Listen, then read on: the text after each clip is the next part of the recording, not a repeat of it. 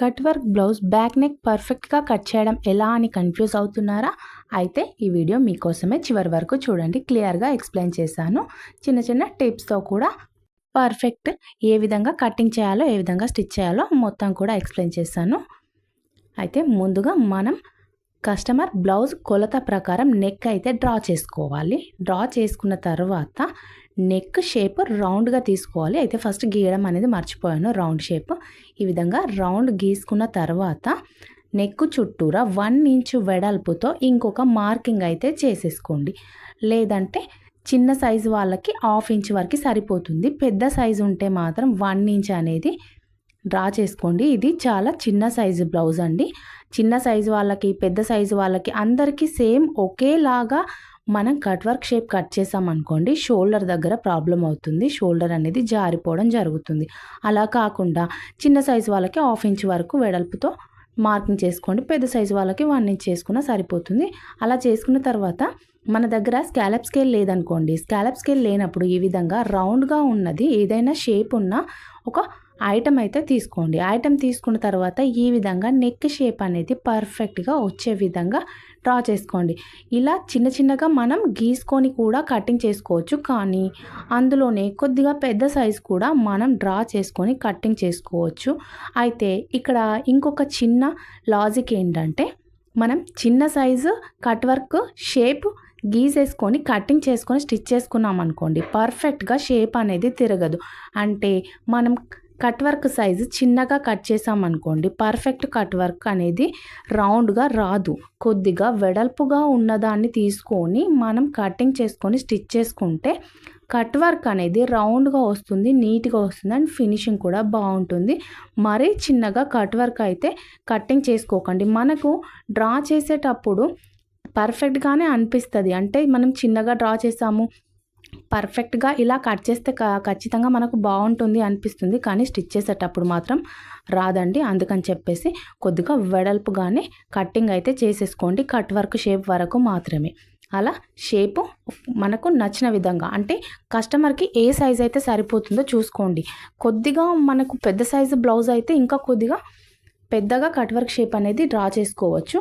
కానీ ఇక్కడ చిన్న సైజ్ బ్లౌజ్ కాబట్టి ఇక్కడ సరిపోయిందండి. ఇంతవరకు అయితే డ్రా చేసుకున్నాను. డ్రా చేసుకున్న తర్వాత నేను నెక్స్ట్ టైం పెన్నుతో డ్రా చేశాను కదా, అదే షేప్ అనేది కటింగ్ చేస్తున్నాను. ఫస్ట్ మీకు ఎక్స్ప్లెయిన్ చేయడానికి నేను చిన్న సైజ్ అనేది డ్రా చేశాను.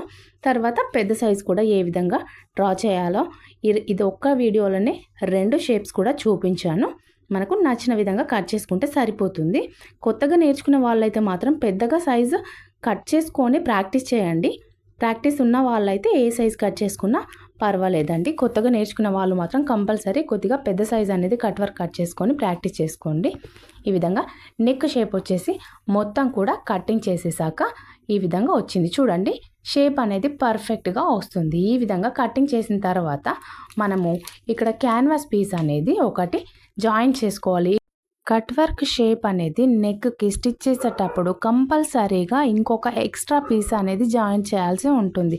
క్యాన్వాస్ అతికించుకొని ఆ పీస్ అనేది మనం జాయిన్ చేసుకోవాల్సి ఉంటుంది. నెక్స్ట్ స్టెప్ అదే ఎక్స్ప్లెయిన్ చేస్తాను చూడండి. ముందుగా క్యాన్వాస్ అయితే తీసుకోండి. క్యాన్వాస్ తీసుకున్నాక డబల్ ఫోల్డింగ్ పైన పెట్టేసేయండి. మనం బ్లౌజ్ ఏ విధంగా అయితే డబల్ ఫోల్డింగ్ పెడతామో అదేవిధంగా క్యాన్వాస్ కూడా ఎడ్జెస్లో డబల్ ఫోల్డింగ్ పైన పెట్టేసి ఈ విధంగా డ్రా చేసుకోండి. అయితే మనం కుట్టేటప్పుడు మనకు సేమ్ కట్ వర్క్ షేప్లోనే క్యాన్వాస్ అనేది కట్ చేసుకోవాలి. కానీ బిగినర్స్ కోసము ఇంకొక విధంగా చెప్తానండి. మామూలుగా అయితే మనం క్యాన్వాస్ కూడా కట్ వర్క్ షేప్ కట్ చేసుకొని స్టిచ్ చేయాలి. కానీ ఈ విధంగా బాక్స్ షేప్ అనేది కట్ చేసుకోండి. అంటే క్యాన్వాస్ అనేది మనది ఎక్కువగా ఉంటుంది, మనం తీసుకునేది కొద్దిగా ఎక్కువగా ఉంటుంది. అందరికీ అర్థం కావాలి కాబట్టి ఈ విధంగా చూపిస్తున్నాను. నెక్స్ట్ ఇంకొక వీడియోలో సేమ్ కట్ వర్క్ షేప్ ఎలా కట్ చేసి జాయిన్ చేయాలో కూడా ఎక్స్ప్లెయిన్ చేస్తాను. అయితే ఇక్కడైతే మనం పర్ఫెక్ట్గా కట్ వర్క్ అయితే కట్ చేయలేము విత్ క్యాన్వాస్కి, ఓన్లీ క్యాన్వాస్కి. ఇలా కట్ చేసుకున్నాము. కట్ చేసుకున్నాక నెక్స్ట్ మిగిలిన లైనింగ్ క్లాత్ ఉంటుంది కదా, ఆ లైనింగ్ క్లాత్ని కూడా సేమ్ ఇదే షేప్లో కొద్దిగా 1/2 ఇంచ్ వెడల్పు క్లాత్ అనేది ఎక్కువగా ఉంచేయండి. అంటే మనం లైనింగ్ క్లాత్ తీసుకుంటున్నాం కదా, ఆ లైనింగ్ క్లాత్ దగ్గర ఒక 1/2 ఇంచ్ వెడల్పు అనేది క్లాత్ ఉంచేసి సేమ్ క్యాన్వాస్ ఏ విధంగా కట్ చేసుకున్నామో అదే విధంగా కటింగ్ అయితే చేసేయండి. ఇక్కడ చూపిస్తున్నట్టుగా కట్ చేసుకున్న తర్వాత కొద్దిగా మనకు ఎక్స్ట్రాగానే ఉందండి క్యాన్వాస్ కూడా. ఎక్స్ట్రాగానే తీసుకున్నాము. ఇలా కట్ చేసుకున్న తర్వాత లైనింగ్ పీస్ కట్ చేసుకున్నాం కదా, ఆ లైనింగ్ పీస్ని క్యాన్వాస్ పీస్ని రెండు కూడా ఐరన్ బాక్స్తో జాయింట్ చేసుకోండి. ఈ విధంగా జాయింట్ చేసుకుంటే మనం స్టిచ్ చేసేటప్పుడు పర్ఫెక్ట్గా వస్తుంది. ఐరన్ బాక్స్ లేని వాళ్ళు ఏం చేయాలి అంటే, ఇక్కడ మనం ఏ షేప్ అయితే డ్రా చేసుకున్నాం కట్ చేసుకున్నామో అలా కట్ చేసుకున్న షేప్ పైన మిషన్తో ఒక కుట్టు వేసుకుంటే సరిపోతుంది. ఐరన్ బాక్స్ ఉంటే ఐరన్ చేసుకోండి, లేదంటే కుట్టు వేసుకోండి. ఎలా ఉన్నా మనం అడ్జస్ట్ చేసుకొని స్టిచ్ చేసుకోవాలి. ఇలా ఐరన్ చేసి జాయింట్ చేయండి. అయితే క్యాన్వాస్ అతికించేటప్పుడు కూడా క్యాన్వాస్ రెండు విధాల రెండుగా ఉంటుందండి. ఒక వైపున షైనింగ్ వస్తుంది, ఇంకొక వైపున ప్లెయిన్గా ఉంటుంది. షైనింగ్ ఉన్న వైపు క్లాత్కి ఆపోజిట్లో ఉంచాలి. అంటే క్లాత్ పైన షైనింగ్ ఉన్న క్యాన్వాస్ అనేది పెట్టేసేయాలి. పై వైపున ప్లెయిన్గా ఉన్న క్యాన్వాస్ అనేది పెట్టేసి ఈ విధంగా జాయింట్ చేసుకోవాలి. జాయింట్ చేసేటప్పుడు కూడా ఈ చిన్న టిప్స్ అయితే గుర్తుపట్టుకొని ఐరన్ చేసుకోండి. ఈ విధంగా ఐరన్ చేసిన తర్వాత మనం లైనింగ్ క్లాత్, ఒరిజినల్ క్లాత్ రెండు కూడా ఇప్పుడు జాయింట్ చేసుకోవాలి. అయితే మనం మిషన్ కుట్టుతో వేసినట్టయితే మనకు షేప్ దగ్గర కన్ఫ్యూజ్ అవుతుంటాం.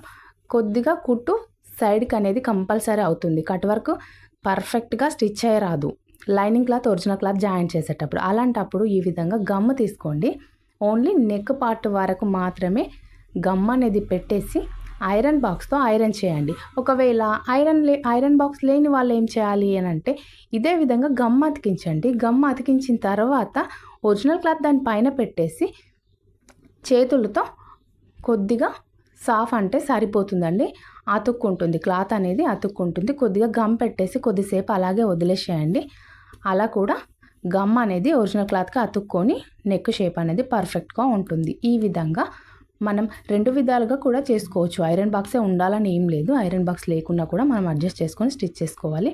అలా చేసుకున్న తర్వాత ఈ విధంగా కట్ వర్క్ షేప్ మొత్తం కూడా కటింగ్ అయితే చేసేసుకోండి.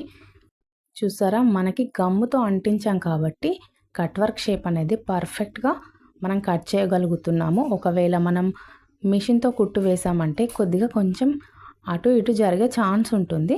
ఈ విధంగా అయితే ట్రై చేయండి, బాగుంటుంది. మనం ఏ నెక్ డిజైన్ అనేది వేసుకున్నా కూడా ఈ విధంగా lining cloth, original cloth joint చేసుకునేది ఉంటే గమ్తో ట్రై చేయండి, బాగుంటుంది. అదేవిధంగా బ్లౌజు ఫ్రంట్ పార్ట్ కూడా గమ్తో ఏ విధంగా స్టిచ్ చేయాలి అని చెప్పేసి మన ఛానల్లో ఒక వీడియో ఉందండి, చూడండి. అంటే ఫ్రంట్లో ముడతలు రాకుండా గమ్తోనే జాయింట్ చేసి ఫ్రంట్ పార్ట్స్ అనేవి నేను అతికించేసి స్టిచ్ చేశాను. ఆ వీడియో కూడా ఉంది, ఒకసారి చూడండి.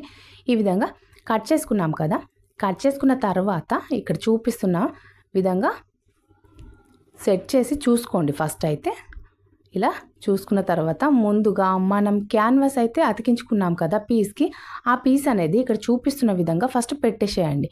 పెట్టేసి దానిపైన బ్లౌజ్ అనేది పెట్టేసి చిన్న చిన్న పిన్స్ పెట్టేసుకొని అడ్జస్ట్ చేసుకోండి. జరిగిపోకుండా ఉండడానికి పిన్స్ అయితే ఖచ్చితంగా యూజ్ చేసుకోండి.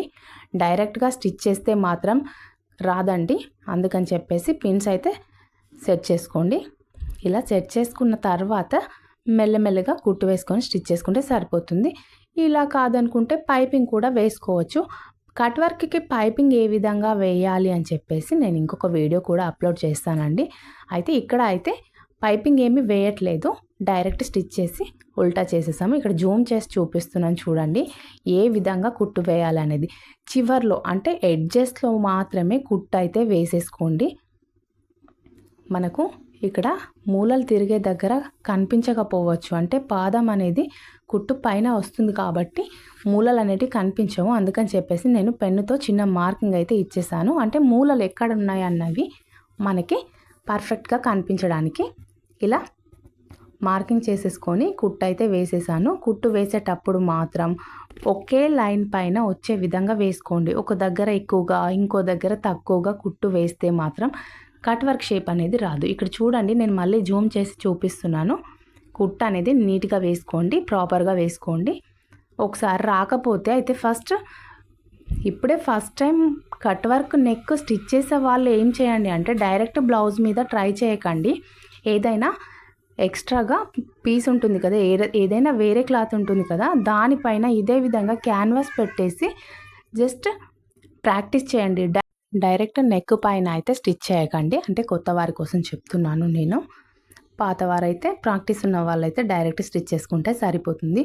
కొత్తగా కట్ వర్క్ స్టిచ్ చేసే వాళ్ళు మాత్రం వేరే ఏదైనా పీస్ పైన ట్రై చేయండి. ఫస్ట్ అయితే ఈ విధంగా మనం ఓన్లీ ఇక్కడ కుట్టు వేసి ఉల్టా సీదా కింద తీసుకొని హెమ్మింగ్ చేసుకుంటే సరిపోతుందండి ఈ పట్టీ కోసం. అంతే. సేమ్ అండి, కట్ వర్క్ మనం హ్యాండ్స్కి స్టిచ్ చేసిన, ఫ్రంట్ నెక్కి స్టిచ్ చేసిన ఇదే మెథడ్ అనేది ఫాలో అవ్వండి.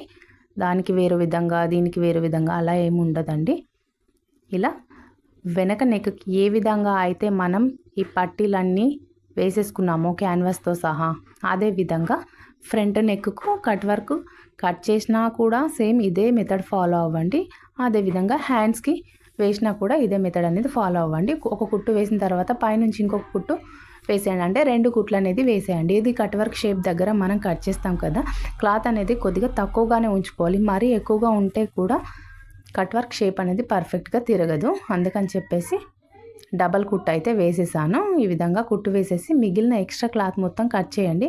కుట్టుకు కొంచెం అయితే ఎక్స్ట్రాగా ఉంచండి, మరీ దగ్గరికి కూడా కట్ చేయకండి. ఆ దగ్గరికి కట్ చేస్తే మాత్రం మనం వేసిన కుట్టు అనేది ఊడిపోతుంది. ఊడిపోతే మళ్ళీ ఇబ్బంది అవుతుంది. ఇలా చిన్న చిన్న టక్స్ పెట్టేసుకోండి కార్నర్స్ దగ్గర, అంటే మూలలు ఎక్కడైతే తిరిగాయో మూలలు తిరిగిన దగ్గర ఇక్కడ చూపిస్తున్నట్టు చిన్న చిన్న టక్స్ అయితే పెట్టేసేయండి. టక్స్ పెట్టేటప్పుడు కూడా జాగ్రత్తగా చూసుకోండి, ఎందుకంటే మనం వేసిన కుట్టు పైన ఈ టక్స్ కట్ చేసేటప్పుడు కట్ అయిందనుకోండి మళ్ళీ ఇబ్బంది అవుతుంది కుట్టు వేసుకోవడం. అందుకని చెప్పేసి ముందుగానే చూసుకొని కుట్టు వేసేయండి. ఒకవేళ అనుకోకుండా కట్ అయిందనుకోండి పర్వాలేదు, మళ్ళీ ఒక కుట్టు వేసేసి తర్వాత అడ్జస్ట్ చేసుకొని మళ్ళీ పైనుంచి ఇంకొక కుట్టు వేసుకుంటే సరిపోతుంది. ఇలా అన్నీ కూడా చిన్న చిన్న టక్స్ అనేది పెట్టేసిన తర్వాత ఉల్టా సీదా కింద తీసేయండి. అంతే అండి, కట్ వర్క్ షేప్ అనేది స్టిచ్ చేయడం చాలా ఈజీ. ఎలా స్టిచ్ చేయాలి అని అందరూ టెన్షన్ పడొద్దండి. ఈ విధంగా చిన్న చిన్న టిప్స్ యూస్ చేస్తూ మనం స్టిచ్ చేసుకున్నామంటే పర్ఫెక్ట్గా వస్తుంది.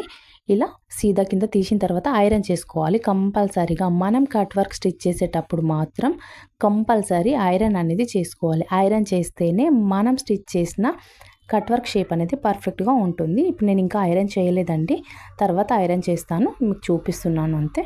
నెక్ పర్ఫెక్ట్గా వచ్చింది. నెక్స్ట్ మిగిలిన క్లాత్ ఈ విధంగా సైడ్లకి ఫోల్డ్ చేసుకొని హెమ్మింగ్ చేసుకుంటే సరిపోతుంది. వీడియో నచ్చినట్టయితే లైక్ చేయండి, షేర్ చేయండి, సబ్స్క్రైబ్ చేసుకోండి. ఇంకా మరిన్ని వీడియోస్ మన ఛానల్లో చాలా ఉన్నాయి, ఒకసారి చూడండి.